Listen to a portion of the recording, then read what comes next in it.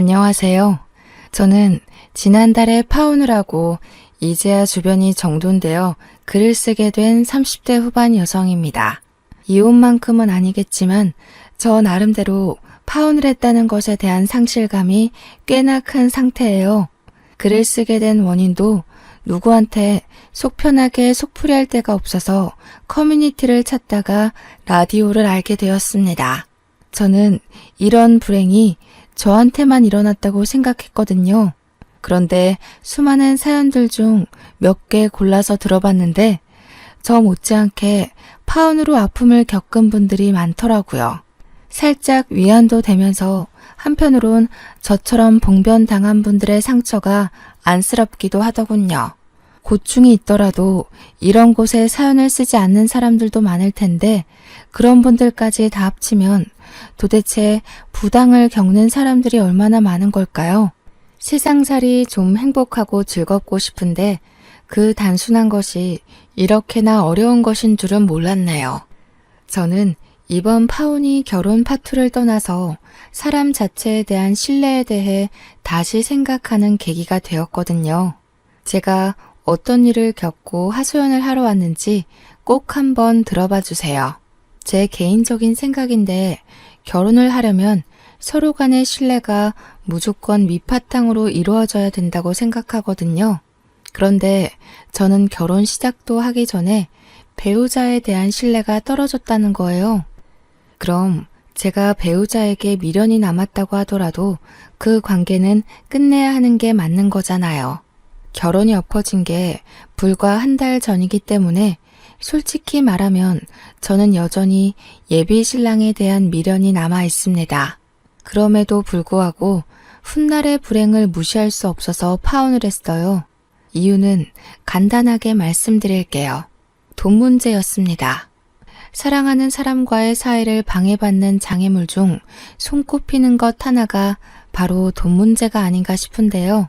제가 바로 그 문제 때문에 걸려 넘어져 예비신랑과 헤어지게 되었습니다. 그래도 5년을 사귀고 결혼 약속을 하게 된 건데 5년 세월이 허무하게 돈 문제로 파혼을 하냐 그렇게 생각하는 분들이 있을지는 모르겠어요. 아마 결혼에 대해 환상을 갖고 있다면 그런 생각을 할지도 모르겠죠. 저는 예비신랑과의 결혼 생활에 로망이 있었지만 그렇다고 앞을 내다보지 못하는 성격은 아닙니다. 저희 친정과 시댁 이야기를 해볼게요. 양가 집안은 소득이 비슷한 수준이었습니다. 물론 살고 있는 집 건물은 우리 친정이 좀 더 땅값 높은 곳에 위치했어요. 하지만 예비 신랑이 얘기하는 예비 시댁 소득만 들었을 경우엔 저희 집 형편보다 훨씬 나은 위치에 있어서 그저 예비 시부모가 소소하다고만 생각이 들었습니다. 예비 신랑 말로는 예비 시부모가 소고기 식당을 하고 있다고 했고 매출이 연 10억은 되는 곳이라고 자랑스럽게 말한 적이 있어요. 그래서 제가 당시 결혼하려고 모은 자금이 1억 8천 정도 된 것에 비해 예비 신랑이 한 9천 준비한 상태였더라도 딱히 예비 신랑이 돈이 없어서 못 모았다고는 생각하지 않았어요. 오히려 예비 시댁이 그만큼 돈을 버는데도 자기 힘으로 결혼 자금을 마련한 예비 신랑이 기특하기까지 했습니다. 예비 신랑의 효심을 본받아 저도 웬만하면 친정에 손 벌리지 않으려고 했죠. 그럼에도 집만큼은 친정에서 주는 호의를 무시하지 못했는데요. 저희 친정에서 전세로 세를 내놓은 집이 하나 있었거든요. 그 집이 건축도 얼마 안 됐고 집값 높은 아파트였어요. 세입자가 곧 만기 계약으로 집을 뺄 예정이었는데 친정 부모가 저희한테 그 집을 주겠다고 하는 겁니다. 저희가 모은 자금으로는 그 아파트 변두리에서도 살 수가 없는 마당인데 부모님이 싸게 주겠다고 하니까 그건 그야말로 좋은 기회인 거잖아요. 당분간만 제가 살고 있는 자취집에서 예비 신랑과 동거하다가 그 세입자가 나가면 그곳으로 이사 들어가면 되겠다고 생각을 했어요. 저는 신이 나서 그 계획을 예비 신랑에게 전달했습니다. 부모님 명의로 되어 있는데 집 나오면 우리가 그 집 살면 될 것 같아. 거기 15억 아파트거든? 부모님이 우리더러 같이 합쳐서 5억만 내면 집 주겠다고 하셨어. 완전 잘 됐지? 그러네. 너무 감사하다. 그런데 우리가 민폐인 건 아니겠지? 그렇게 큰 선물을 덜컥 받아도 되나 싶네. 우리니까 그런 싼 값에 그런 좋은 아파트 넘겨주시려는 거지. 자기야, 이건 완전 청약 당첨된 거나 마찬가지야. 우리 시작부터 너무 좋게 출발한다. 원래는 친정 부모님이 저희한테 아파트를 그냥 넘기겠다고 하셨어요. 하지만 부모님이 그 아파트를 저희한테 내주면 부모님 수중 수익이 줄거든요. 그걸 알고 있다 보니까 그냥 받는 건 마음이 좀 불편하더라고요. 아마 남편도 이 사실을 안다면 당연히 돈을 조금이라도 내고 들어가는 게 맞는다고 생각할 거라 믿었습니다. 이때만 해도 예비 신랑은 친정 부모님에게 고맙다며 예비시댁 가게에서 소고기라도 대접해야겠다고 너스레를 떨었어요. 그리고 저희는 당장 5억이란 돈이 없기 때문에 각자 부모님한테 갚을 생각으로 돈을 빌리기로 했습니다. 양가 부모님 다 2억 5천 정도는 빌려줄 수 있는 능력이 되시는 분들이었거든요. 그래서 당시에 예비 신랑도 예비 시댁에게 말해 2억 5천의 돈을 빌리겠다고 했었어요. 그때 시점에서 며칠 뒤에 15억 아파트 세입자가 빠질 예정이었는데 저희가 당장 목돈을 마련할 수 있는 여건이 안 되잖아요. 이 계획은 서로 부딪히는 의견 없이 수월하게 서로 수용했었습니다. 혼수의 경우는 새 집에 들어가게 되면 새로 구입하기로 했고요. 그렇게 제 자취방에서 동거를 먼저 시작했는데요. 동거를 먼저 하게 된 것도 예비 신랑의 출퇴근 동선 때문이었어요. 예비 시댁에서 출퇴근을 하던 예비 신랑은 거리가 너무 멀어서 늘 피곤해하는 날이 많았어요. 그 때문에 제가 먼저 어차피 우리 결혼할 사이니까 동거를 하면 어떻겠냐고 제안을 했던 겁니다. 처음에는 그 말을 꺼내자마자 후회를 했어요. 너무 해픈 여자처럼 보였을까 봐요. 제가 너무 섣불렀나 싶어 어색하게 눈치를 봤는데 다행히도 예비 신랑이 고마워해 주더라고요. 정말 결혼까지 계획이 착착 진행되는 것 같아서 저는 개인적으로 결혼 준비 과정이 너무 즐거웠습니다. 먼저 결혼한 친구들과 연락하면서 신혼살림에 대해 상담이나 정보도 받으며 결혼을 기대했어요. 그런데요, 한날 예비 신랑이 좀 이해할 수 없는 말을 하는 겁니다. 자기야, 혹시 돈 좀 있어? 내가 이번 달 대출이자 낼 돈이 부족해서 그러는데 여윳돈 있으면 조금만 도와주라. 이런 부탁할 때가 자기밖에 없네. 대출? 자기 대출 받았었어? 이전에 그런 말 없었잖아. 그리고 월급날 저번 주였는데 그새 돈 다 쓴 거야? 대체 뭘 하다가... 내가 우리 미래 자금 때문에 적금을 넣고 있었는데 대출 받았던 거 금액을 높게 고정했지 뭐야. 대출은 작년에 받았었어. 차 사는데 목돈이 없었거든. 부모님한테는 차마 손 벌릴 수가 없어서 자기한테 이렇게 부탁하는 거야. 예비 신랑은 차 얘기로 둘러댔지만 왜인지 모르게 그게 다가 아닌 느낌이 들었어요. 평소 예비 신랑 모습과 달리 좀 조급한 자세로 비쳤기 때문이었어요. 게다가 저는 당연히 대출 빚이 있는 줄도 몰랐고 돈 빌려달라는 말을 하는 건 더욱 못 받기에 그날 좀 당황했던 기억이 납니다. 물론 이해하기까지도 다소 시간이 걸렸고요. 워낙 당황했던지라 별다른 의심까진 못했던 것 같아요. 그래서 돈을 빌려줬죠. 오죽 급했으면 나한테 말했을까 싶기도 했고 예비 시댁까지 사정을 알리고 싶지 않아 하는 예비 신랑의 자존심도 지켜주고 싶었어요. 제가 흔쾌히 빌려주니까 예비 신랑은 이미 그것만으로도 미안해서 고개를 들지 못했습니다. 미안해. 돈 문제는 사이가 가까울수록 더 조심해야 되는 건데. 걱정 마. 적은 돈도 아니고 이건 내가 꼭 갚을게. 너무 고마워 자기야. 우리 사이에 뭘 그렇게까지 미안해. 어차피 자기 돈이나 내 돈이나 훗날 우리 미래를 위해서 같이 쓸 돈인걸. 도움 필요하면 부담 느끼지 말고 말해줘. 혼자 끙끙 앓는 것보다 난 이런 것까지 다 공유하고 싶어. 그때 저는 정말 진심으로 예비 신랑이 돈 때문에 기죽는 게 싫었습니다. 저도 참 순수한 마음이었죠. 예비 신랑 배경이 돈이 없는 사람도 아닌데 저한테 몇백 빌리는 걸로 고개를 숙이는 것을 보니 그 순간만큼은 저희 사이가 왠지 남처럼 느껴져서 더 흔쾌히 돈을 내준 것도 있어요. 언제든지 도움 필요하면 말하라고 했던 것도 저희가 그만큼 가까운 사이라는 걸 예비 신랑이 알아줬으면 했었죠. 하지만 돈 빌리는 게 처음만 어렵지 두 번, 세 번 갈수록 요구가 쉬워진다는 걸 느꼈는데요. 예비 신랑이 제게 돈을 요구하는 날이 점차 늘어갔습니다.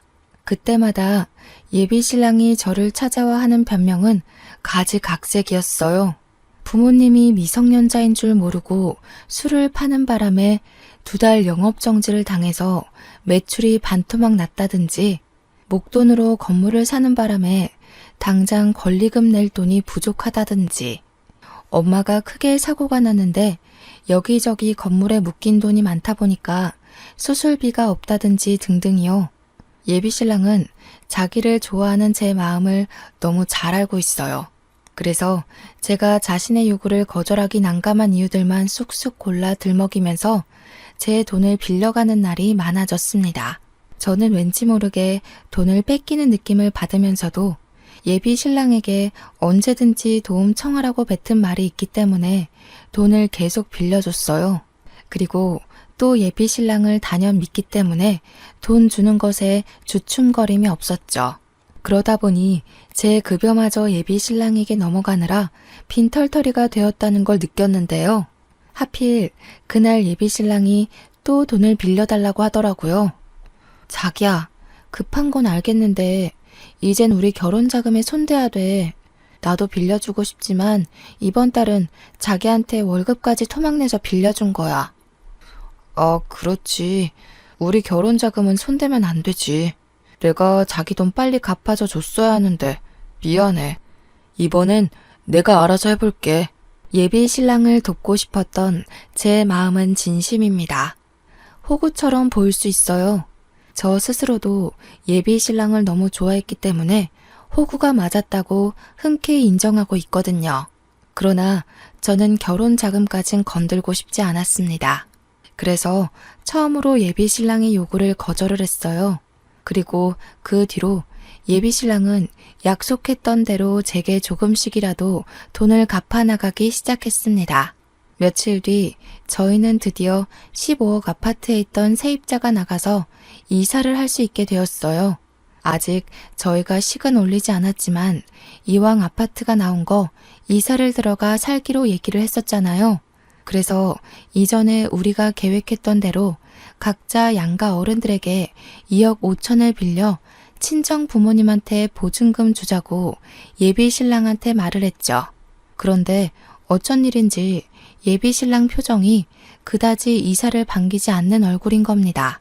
괜히 눈치가 보여서 답답했던 마음에 왜 그러냐고 먼저 물어봤어요. 그냥 우리 이 자취집에서 살면 안 될까? 여기도 우리 둘이 살기에 불편하지 않고 이미 이곳에 적응이 돼버려서 굳이 다른 곳에 안 가도 될 것 같은데. 가면 또 새 집 적응해야 되고 정신없으니까. 그날 예비 신랑의 의견은 좀 당황스러웠습니다. 당시 제가 신혼집에 대해 언급하던 중이었거든요.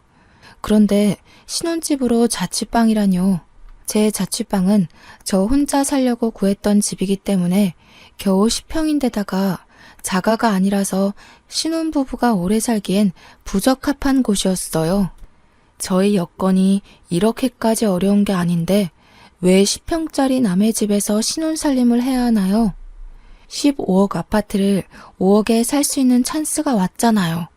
그걸 왜 그냥 버리려고 하는 건지 이해가 안 되었어요. 당시 저는 예비 신랑의 뜬금없는 고백 때문에 뒤통수를 맞은 것처럼 머리가 얼얼했습니다. 예비 신랑의 의중을 몰라서 뭐라고 설득을 해야 될지도 몰라 머릿속이 새하했어요. 갑자기 왜 그러는 건데? 우리 지난번에 15억 아파트 가기로 약속했잖아.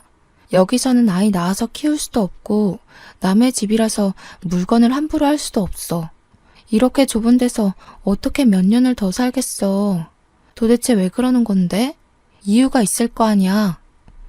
사실은 부모님한테 돈 빌려달라고 아직 말을 못했어. 솔직히 앞으로도 못할 것 같아. 계속 부모님한테 불효하는 기분이 드는 거 있지. 내가 결혼 자금도 혼자 마련했듯이 독립까지 다 알아서 해내고 싶은데 우리 부모님 요즘 경기 안 좋아서 매출이 예전 같지 않거든. 자기 말 무슨 뜻인지 알아듣겠어. 그래도 우리 신혼집이잖아. 어머님 아버님도 자기 신혼집 때문이라면 흔쾌히 돈 빌려주실 거야. 가게가 적자라도 2억 5천은 있을 거잖아. 수십 년 동안 매출 10억대였다면서 어머님 아버님이 자기 장가갈 때 미천 대준다고 몰래 모아놨을지 어떻게 알아. 우리 집 사정은 내가 잘 알잖아.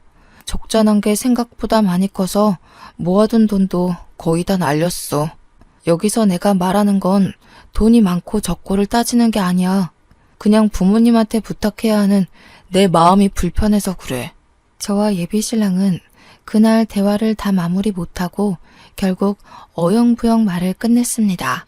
아무것도 결정되지 않은 상황에서 친정 부모한테 연락이 왔는데 예비 신랑의 입장 때문에 아파트 입주를 못할 수도 있다는 말을 못하겠는 거예요. 또 저는 예비 신랑 생각과 달라서 신혼살림을 그곳에서 시작하고 싶었거든요. 부모님께 어떤 대답도 솔직하게 전하기가 좀 그래서 일단은 직장 시기가 바빠 한 달만 이사를 미루기로 했다고만 했습니다. 그리고 제가 생각한 방편은 예비 시댁에 찾아가 대화를 나눠보는 것이었어요. 예비 신랑이 알면 못 가게 할 게 뻔할 테니 몰래 연차를 내서 차를 몰고 예비 시댁을 가야만 했습니다. 예비 시댁은 한 번밖에 안 가봤지만 제가 지리를 잘 외우는 탓에 쉽게 찾아갈 수 있었어요. 그리고 웃기게도 저는 바로 그날에 파혼을 결심하게 되었죠. 예비 시댁 가게가 11시에 오픈을 한다는 말을 들은 적이 있어서 일부러 그 시간 전에 찾아갔습니다. 제가 연락도 없이 찾아갔더니 예비 시댁이 깜짝 놀라다가도 저를 반겨주더라고요. 저는 예비 시댁의 환대를 받으며 아침상 대신 차 한 잔을 대접받았습니다. 이 먼 길을 어쩐 일로 왔을까? 연락도 없이 와서 놀랐네. 그런데 혼자 온 거니? 우리 아들은 같이 안 왔고? 네, 어머님. 제가 여기 찾아온 건 비밀로 해주셨으면 해요. 그이가 마음이 여리잖아요. 어머님, 아버님께 꼭 해야 하는 말을 못하는 것 같아서 제가 대신 전하려고 찾아왔어요. 연락도 없이 온 건 정말 죄송해요. 아니다, 아니야. 우리 사이에 죄송할 게 뭐가 있니? 이제 가족이 될 사이인데 아무 때나 방문하면 어때서? 그래, 편하게 말해봐. 뭔데 그러니? 다름이 아니라 저희 친정에서 해주기로 한 신혼집 이야기인데요. 그이한테 전해 들으셨는지는 모르겠어요.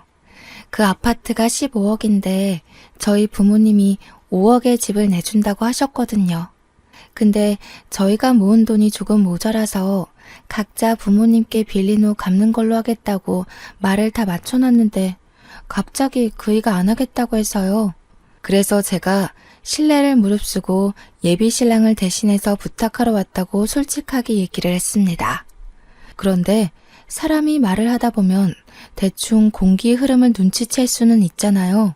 제가 최대한 알아듣기 쉽게 그리고 예의 있게 신경 써서 말을 했는데 내내 분위기가 이상하더라고요. 두 분이서 저를 앞에 두고 대놓고 쑥덕거리는데 제가 확실히 놓치는 부분이 있는 듯한 기분이었습니다. 저는요, 이렇게 말을 하면 당연히 예비 시부모가 아들을 위해 그 정도는 빌려줄 거라고 생각했습니다. 왜냐하면 예비 시부모 가게 매출이 연 10억이면 저희 집 소득보다 높은 편이었거든요.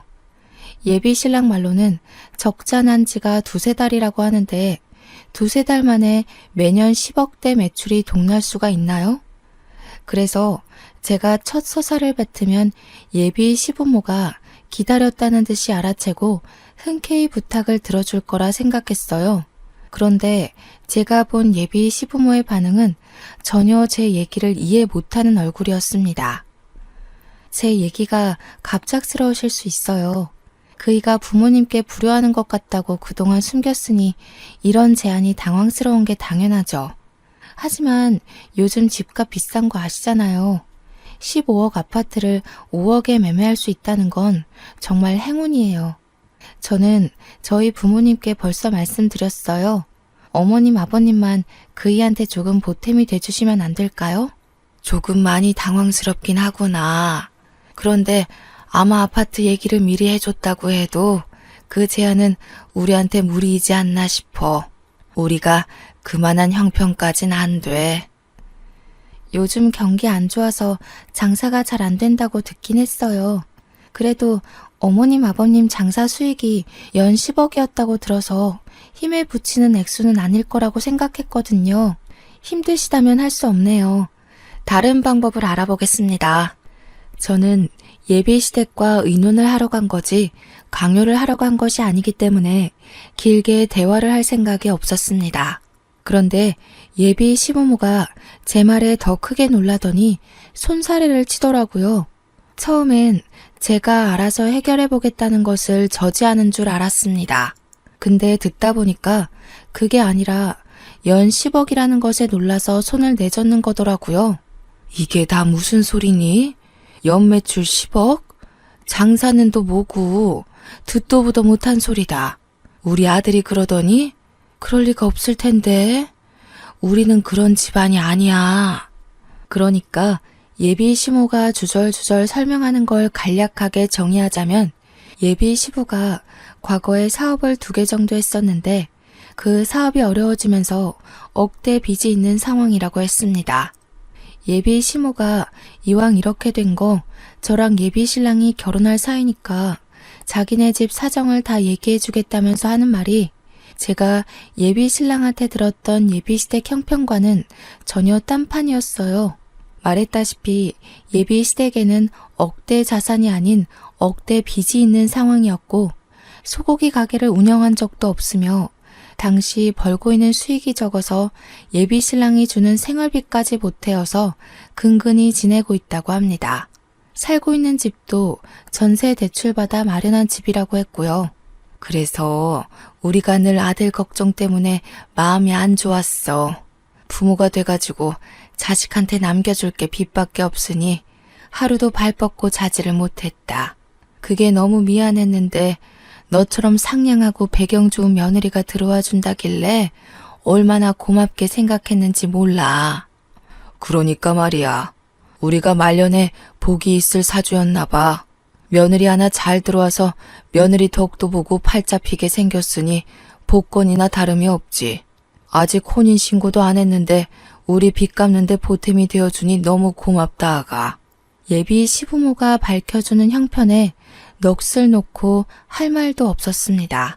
그런 와중에도 이해 안 되는 말이 하나 더 있었는데 제가 빚 갚는 데에 보탬이 되어주었다는 예비 시부의 말씀이었어요.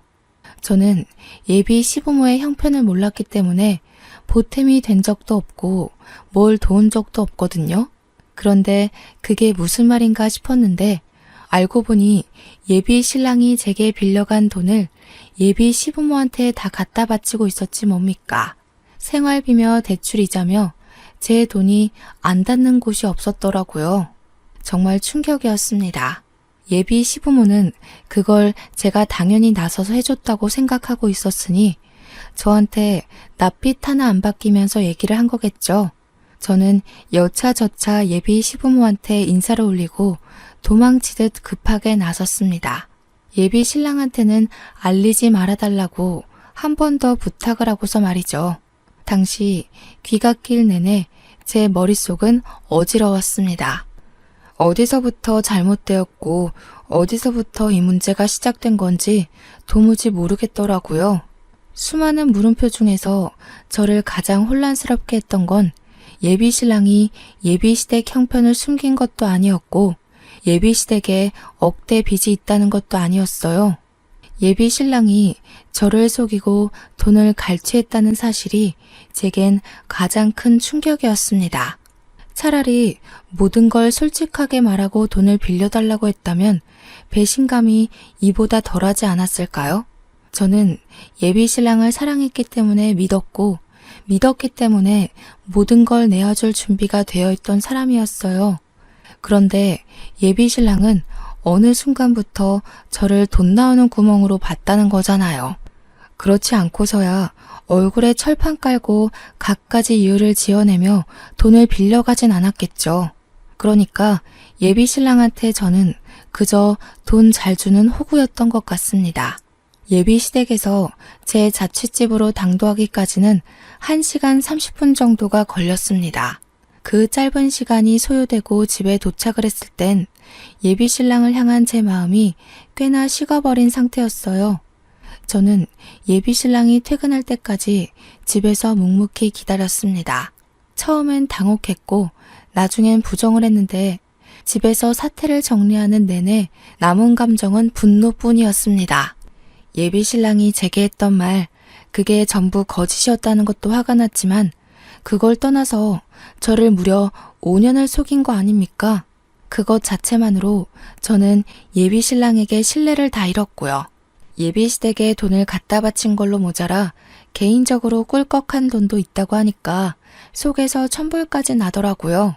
저는 예비신랑을 기다리는 동안 속에 받치는 분통이 갑갑해서 결국 베란다 창문까지 열어야 했습니다. 당시 날씨가 꽤 쌀쌀했거든요. 그런데도 제가 얼마나 열이 받았으면 그 찬기운마저도 살이 아린지 모르겠더군요. 그렇게 한참 동안 베란다 앞에서 머리를 식히며 지난 5년의 기간을 되내고 있었습니다. 그런데 예비신랑이 퇴근 시간이 다 되었는데도 귀가가 늦어지는 겁니다. 시간을 확인하려고 거실로 들어가려던 차에 베란다 밖에서 익숙한 목소리가 들려왔습니다. 건물도 가지고 있으면서 15억 아파트 줄 거면 그냥 공짜로 내줘야 되는 거 아니냐? 자식이 결혼한다는데 5억을 꼭 받으시겠단다. 심지어 여자친구는 자기 부모님한테 손 벌리기 싫다고 5억을 흔쾌히 해가겠다고 했대. 나 같으면 돈 좀 있는 부모님 덕 실컷 볼 텐데. 진짜 있는 애들이 더 유난이더라니까. 순간 제가 잘못 들은 줄 알았습니다. 하지만 제 귀가 5년 연인의 목소리를 모를 리 없었고 저의 육감이 그 목소리가 예비신랑의 것이 맞는다고 가리키고 있었어요.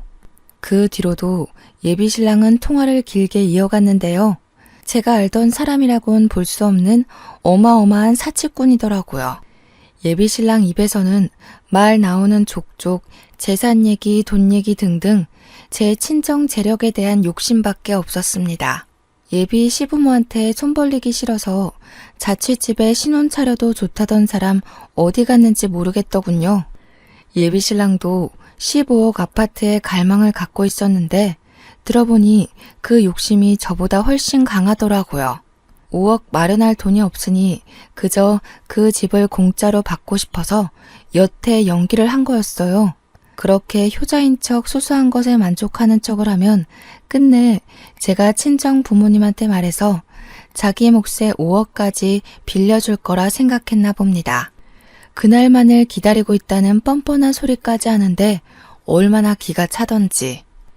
예비신랑이 쥐뿔도 없는 걸 알아버려서 그런지 통화 내용뿐만 아니라 5년 동안의 예비신랑 이미지가 전부 거지 근성으로 보이기까지 했습니다. 저는 그 이후 더 이상 예비신랑 통화를 엿듣지 않았어요. 그것만으로도 충분히 예비신랑의 실체를 알았고 제가 앞으로 행동을 어떻게 취해야 하는지도 알 수 있었거든요. 예비신랑이 바로 1층 화단 앞에 서 있었는데 저는 그걸 그냥 두지 못하고 냉장고에 있는 콜라를 가져와서 부어버렸습니다. 통화를 하다 말고 소리를 지르며 콜라 사례를 처맞던 예비신랑이 뒤늦게 올려다봤을 때 저는 들고 있던 페트병을 던졌고 예비신랑은 제 얼굴을 확인 못하고서 면상을 전통으로 맞았습니다. 얼마 뒤 예비신랑이 쫄딱 젖은 채로 열을 내면서 집에 들어왔더라고요. 콜라 단내를 풀풀 풍기면서 잔뜩 짜증이 난 얼굴이었는데 저더러 이 원룸 건물에 미친놈 산다면서 자기가 당장 경찰을 불렀다고 했습니다. 경찰을 불렀다라. 제 입장에선 오히려 잘 됐다 싶었어요.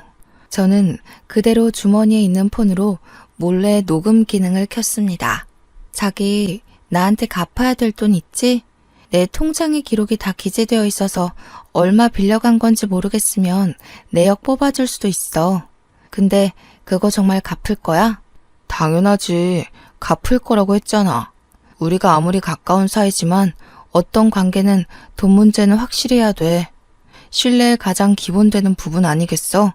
그래, 돈 문제가 신뢰의 대표적인 예시이긴 하지. 갚는다는 약속해줘서 고맙네. 갚을 의사가 있다는 걸 표현만 했다면 차용증 없어도 법적으로 보호받을 수 있다더라. 이제 짐 싸서 나가줘. 제 말을 단번에 이해 못하던 예비신랑은 안 그래도 콜라 때문에 짜증이 나는데 제가 다짜고짜 나가라고 하니까 더 언짢은 얼굴을 만들어냈어요. 그러면서도 여느 때처럼 제 기분을 먼저 생각해주는 착한 남자친구 역할을 하려고 억지로 입꼬리를 올리더라고요. 애써 고운 목소리로 무슨 말 하는 거냐고 제 말을 부정하는데 예비신랑 처지가 딱 물에 빠진 생쥐꼴이라서 우습더군요. 어머님 아버님한테 우리 신혼집 보증금 좀 빌려달라고 부탁했었어. 그런데 2억 5천을 마련할 형편이 안 된다고 하더라. 왜 나한테 거짓말했어?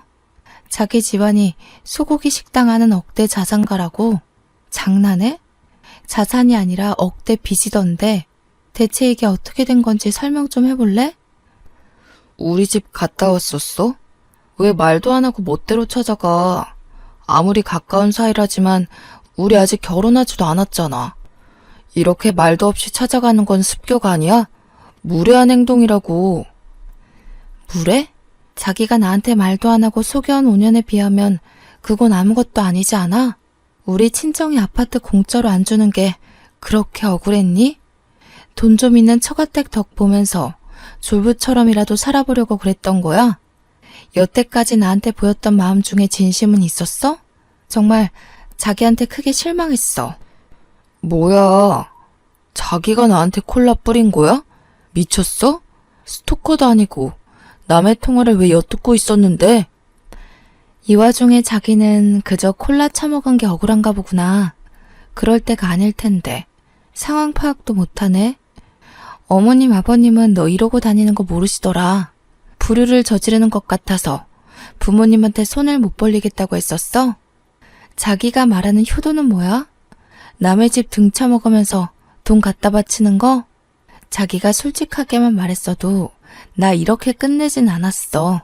자기는 나랑 우리 부모님을 모욕한 거야. 제게 계속 성난 얼굴을 하고 있던 예비신랑은 제가 파혼을 하겠다고 하자 그제야 당황하면서 제 손을 잡았습니다.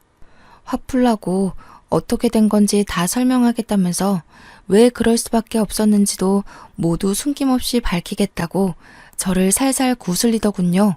예비신랑이 제 얼굴 보고 하는 말을 제가 어떻게 더 믿을 수 있겠습니까?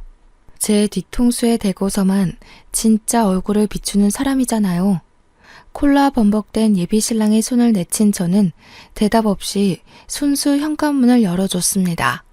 그대로 예비신랑을 밖으로 내몰았어요. 제발 자기야. 남자가 빈털털이라고 하면 자기가 안 만나줄까봐 거짓말 좀 한 거야. 그게 그렇게 잘못이야? 남자의 순정은 앞뒤 상황 안 보고 그렇게 돌진할 수도 있는 거라고.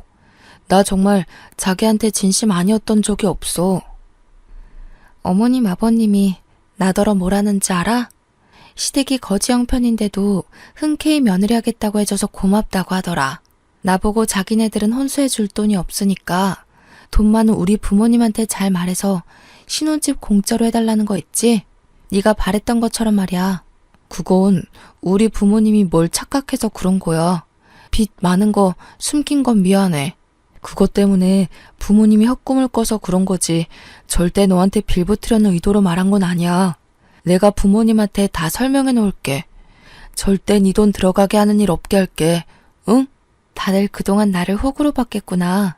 너나 시부모님이나 나한테 당연하게 요구하는 것 보면 정말로 우리 집을 통해서 그 수억대 빚을 해결해 볼 심산이었던 거야.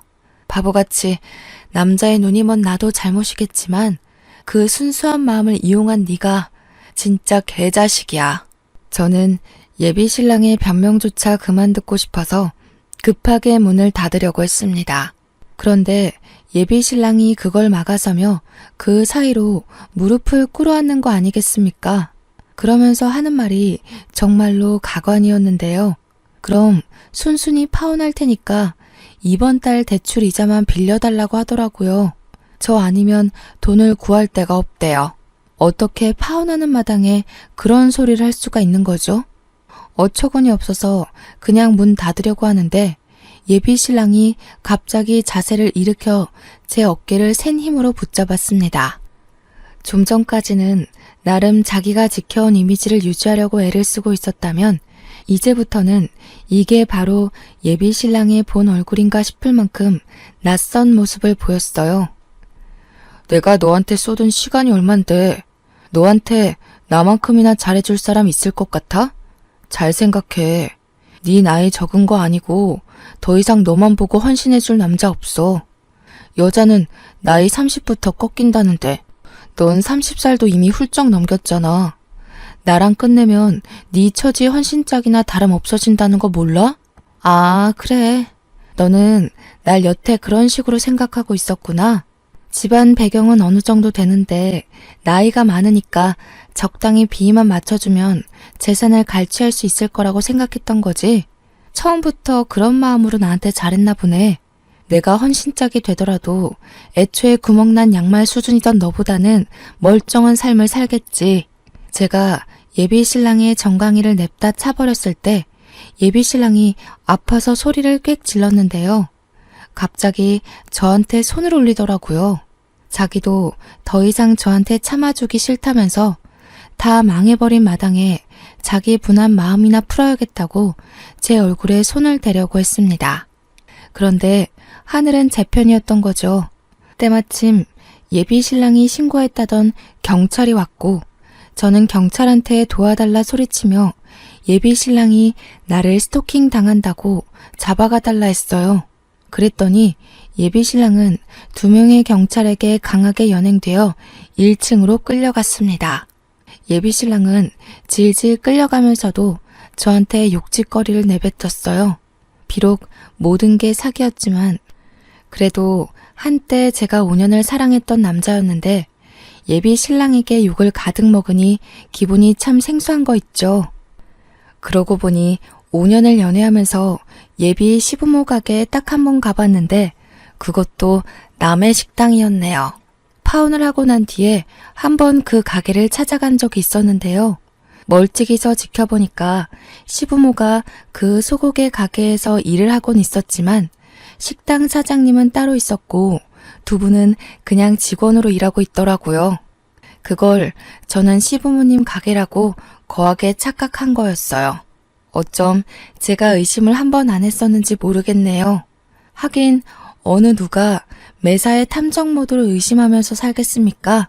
제가 예비 신랑에게 너무 큰 마음을 주었고 많이 의지했던 탓을 해야겠죠. 이제와 돌이켜 생각해보니 예비 신랑 행동에는 참 수상한 것들 투성이었어요. 특히 예비 시부모랑 저를 잘 못 만나게 했거든요. 예비 신랑은 항상 예비 시부모가 바쁘다는 이유로 자기 부모님한테 방해되고 싶지 않다면서 딱 한 번 데려가 준 게 다였습니다. 그때도 이상함을 감지했어야 하는 건데 후회스럽네요. 제가 봐도 제 눈치가 많이 둔했던 것 같아요. 어쨌든 저는 단 하루 만에 파혼을 고민했고 결정지었습니다. 억대 빚이 있는 집안 때문에 저희 친정에까지 피해를 줄 수 없으니 파혼이 맞겠죠.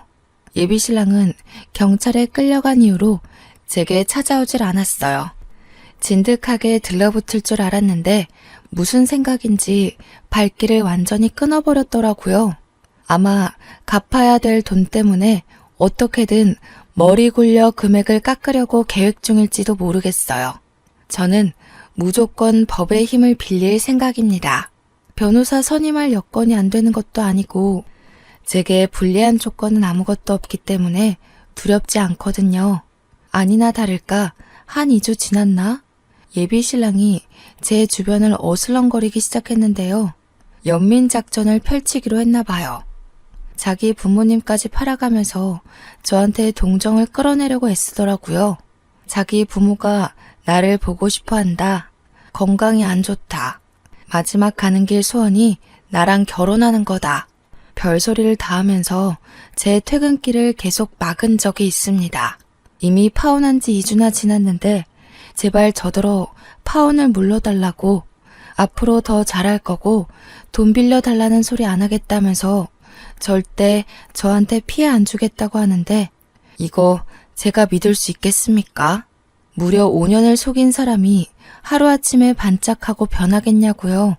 예비 신랑의 집착은 제가 일 쉬는 날까지도 이어졌는데 집 앞에 찾아와서 같은 말로 계속 사정을 하는 겁니다. 할 수 없이 저는 또 경찰에 신고를 해야 했습니다.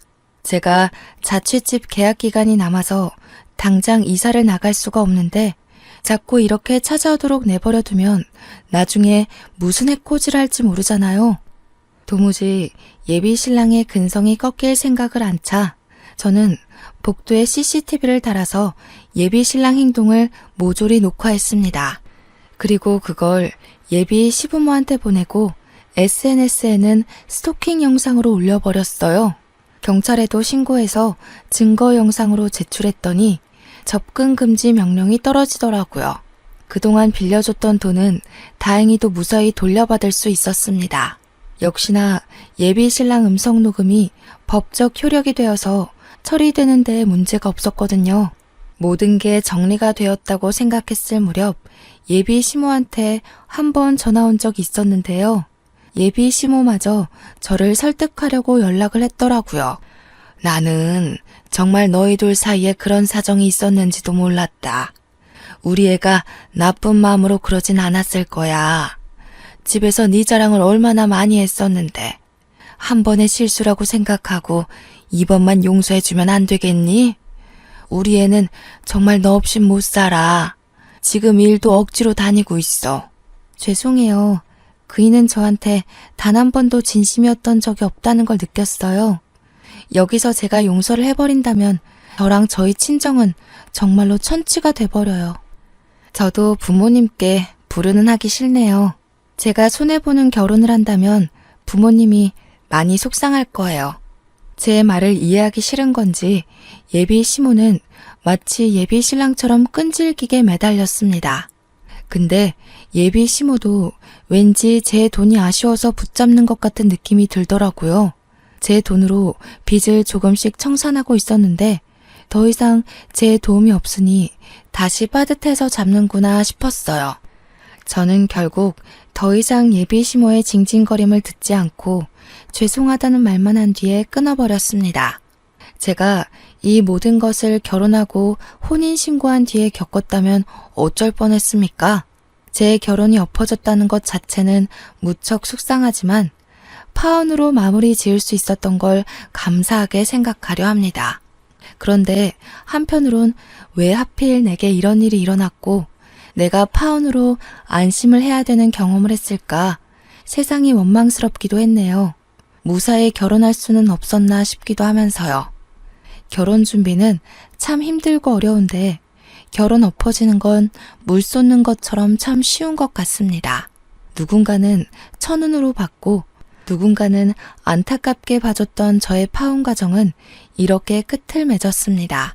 5년간 하루 이틀 아니고선 매일 붙어있던 사람이 없으니까 좀 허전하긴 한데요. 그래도 예비 신랑의 실체는 용서할 수 없을 만큼 저에게 큰 깨달음을 주었어요. 이 기억을 완전히 잊기엔 안타깝게도 제 나이가 좀 찼기 때문에 완벽히 지울 수는 없을 것 같아요. 곧 40을 바라보는 제가 아픈 기억을 세월로 덮어버릴 수 있는 어린아이의 나이는 아니니까요. 그래도 제가 그 사람을 평생 기억하면서 계속 성숙해지지 않을까 싶습니다. 이미 그 계기가 되기도 했네요. 제 이야기가 조금 시시하셨을지도 모르겠어요. 저보다 더한 고충 겪는 분들이 많기도 하던데 각자의 고충은 비교를 하는 게 아니라지만 그래도 제가 살짝 더 나은 사정에서 쉽게 해결이 되지 않았나 싶습니다. 그럼에도 누군가에게 배신을 당했다는 사실은 좋게 합리화하려고 해도 많이 아프네요. 제가 씩씩한 척 아무렇지 않게 사연을 작성하긴 한데 아직도 입맛이 없어서 밥을 잘 못 먹고 있어요. 갑자기 세상에 혼자 동떨어진 느낌이 드문드문 올라오더라고요. 그래도 이런 기회를 통해 마음속 이야기를 할 수 있어서 좋았네요. 이런 얘기 친구들한테도 사실 하기 조심스럽거든요. 분명 친구들이 저더러 바보라고 욕할 것 같아서요. 어쨌든 전 계속해서 극복해 나갈 예정입니다. 그래서 지난주에 요가 학원도 등록했어요. 마음 정돈하는데 좋을 것 같아서요. 다들 크든 작든 배신 안 당해본 경험 없을 거라 생각합니다. 내가 무너진다면 그것이야말로 완벽한 패배가 아니겠어요? 모두들 파이팅 하셨으면 좋겠어요. 감사합니다.